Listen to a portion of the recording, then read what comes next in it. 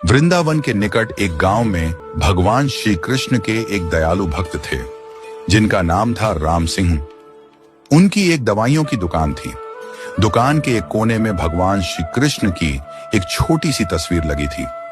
राम सिंह रोज सुबह दुकान खोलने के बाद साफ सफाई करके हाथ धोकर भगवान की तस्वीर को प्रेम और श्रद्धा से साफ करते और धूप दीप दिखाते थे। राम सिंह का एक पुत्र था राकेश। राकेश अपनी पढ़ाई पूरी करने के बाद पिता के साथ दुकान पर बैठने लगा। वह एक पढ़ा लिखा आधुनिक सोच वाला युवक था। अपने पिता की रोज की पूजा पाठ की प्रक्रिया को देखकर वह अक्सर कहता, पिताजी, भगवान वगैरह कुछ नहीं होते, ये सब मन का वहम है। शास्त्र कहते हैं कि सूर्य अपने रथ पर ब्रह्मांड का चक्कर लगाता है, जबकि विज्ञान ने सिद्ध कर दिया है कि पृथ्वी सूर्य का चक्कर लगाती है। राकेश रोज इसी तरह विज्ञान के नए नए तर्क देकर भगवान के अस्तित्व को नकारता। राम सिंह अपने पुत्र की बातों को स्नेह भरी दृष्टि से सुनते और मुस्कुराकर रह जाते। वह अपने पुत्र के साथ इस विषय पर तर्क वितर्क नहीं करना चाहते थे। समय बीतता गया और राम सिंह बूढ़े हो गए। उन्हें एहसास हो गया था कि अब उनका अंत समय निकट है। उन्होंने एक दिन राकेश से कहा, बेटा, तुम भगवान को मानो या मत मानो, मेरे लिए यह ही बहुत है कि तुम एक मेहनती, दयालु और सच्चे इंसान हो। लेकिन क्या तुम मेरा एक कहना मानोगे? राकेश ने कहा, कहिए पिताजी, मैं जरूर मानूंगा।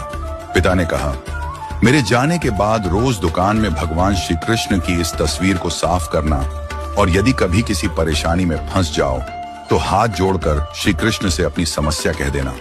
बस इतना सा कहना मान लेना। राकेश ने सिर हिलाकर हामी भर दी। कुछ ही दिनों बाद राम सिंह का देहांत हो गया। समय गुजरता गया।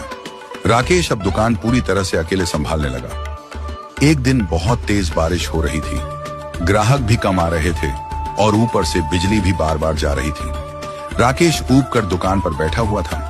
तभी अचानक एक लड़का भीगते हुए दुकान में आया और घबराते हुए बोला, भैया, मेरी माँ बहुत बीमार है।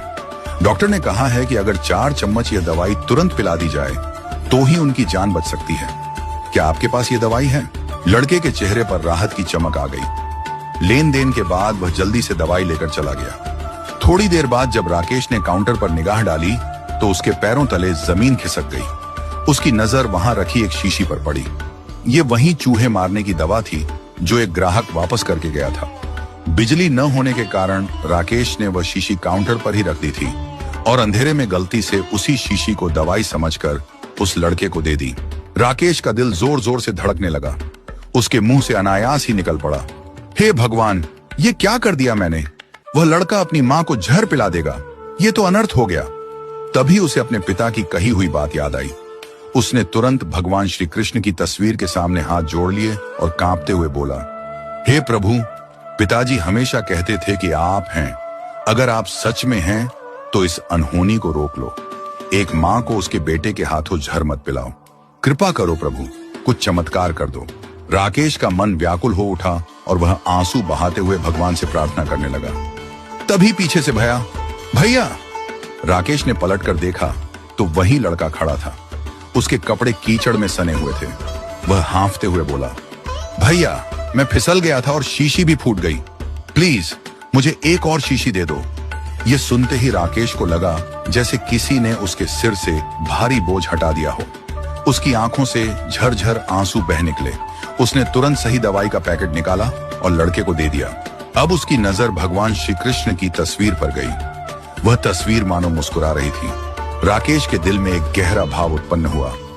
कोई है जो सृष्टि चला रहा है, जिसे कोई शिव कहता है, कोई विष्णु, कोई ईश्वर और कोई परमात्मा। प्रेम और भक्ति से भरी प्रार्थना कभी अनसुनी नहीं जाती।